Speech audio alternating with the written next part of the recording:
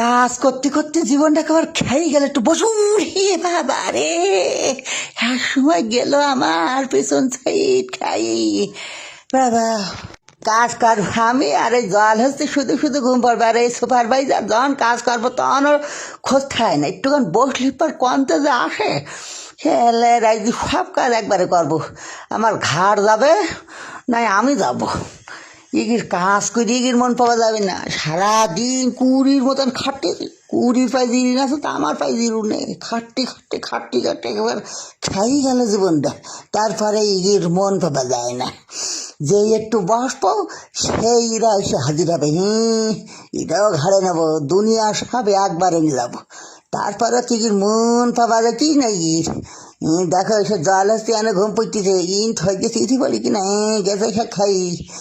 হ্যাঁ বাবা রে বাবা, ওই গেছে কি হাসপাতাল পুলি, ওরে কি কষ্ট হয়েছে রে। হ্যাঁ একটু বুঝতে হবে, বসার সাথে সাথে সুপারভাইজার সিরাজুল এসে হাজিরই দেবে না এইছে। ওই দেখে দাও ঘুম পড়তেছে, ওই এগিয়ে গেছে দেখি দাও। আমি একটু বুখার দরকার, হোমা হোমা ভাই ভেলবে না নাকি, এত কাজ করলাম জল আসতেতেই দাঁড়াই দাঁড়াই ঘুম পড়লিস। মোরা ভাল্লুকির পরিষ্কার পারবো বিয়ে করেছি বলি টুগিরাই চাকরি করতেছি, ভূত খাটনি খাটতেছি না টুগিরাই চাকরি। হেলার বাইরে আমার 100 কোটি টাকা দিলে টুগিরে চাকরি করে না। মুড়ি পরিষ্কার হয়ে গেছে, সেই ভাল্লুকের প্রত্যেক দিন তেল মাখা কি হবে, কি চাকরি হবে বদলাই না। আবার চুল আসইতে হবে, সিটি কাটতে হবে, যন্ত্রণা শেষ নেই। আস্তে করে মাঝখানেতে সিটি কাটি দিলাম। হেলার বেটাকেও হেলার মুটকু জাল হাসতে ঘুম পড়তেছে, আমি যেহেতু জিরুবা না সুপারভাইজার সিরাজুল এসে হাজির হবে আনে।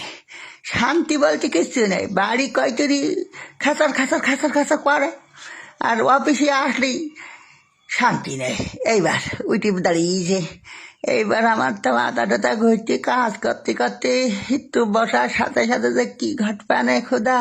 হাই হাই তোরা কয় কাজ কাম বাদ দে করতিস কি তারা কয় না।